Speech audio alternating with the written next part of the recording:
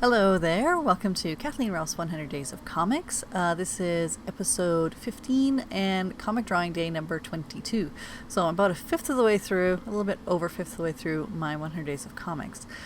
Today is not going to be quite as intense as yesterday. Yesterday I stuffed 3 days worth of comic making into one video update, and I sort of feel like maybe I might have been a little rushed right at the end of that one, but at least as far as my narration goes. And also today is a glorious day because today is the day that I have the first comic in the buffer. It's taking me 22 days of making comics to get one comic in the buffer, which is a little distressing, but I am there. I have a comic all ready to go in the buffer, so I'm really happy about that. So let's have a look at what I was doing today. So today was a rendering day.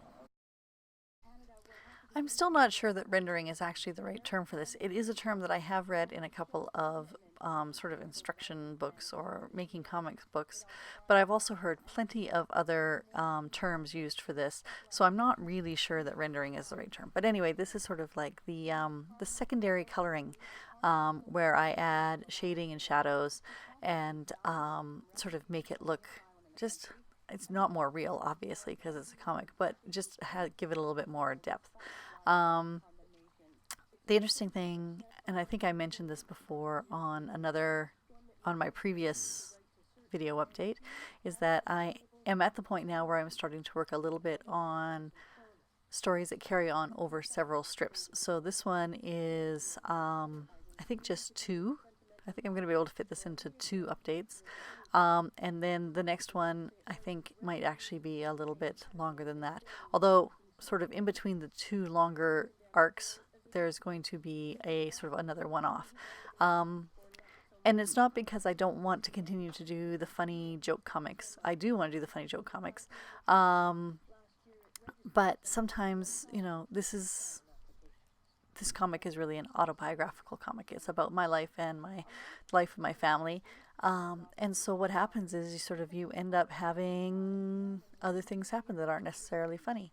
And so that's sort of where I've been working from, is this idea that, life is not always hilarious. And even though we try to sort of be cheerful through adversity, sometimes bad things happen.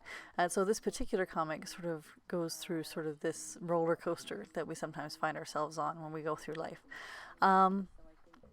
The good news is that as I've been making the comic, other things have been going on in my life that are actually pretty good. I do have work, and the work is taking away from my time making the comic, and I'm okay with that.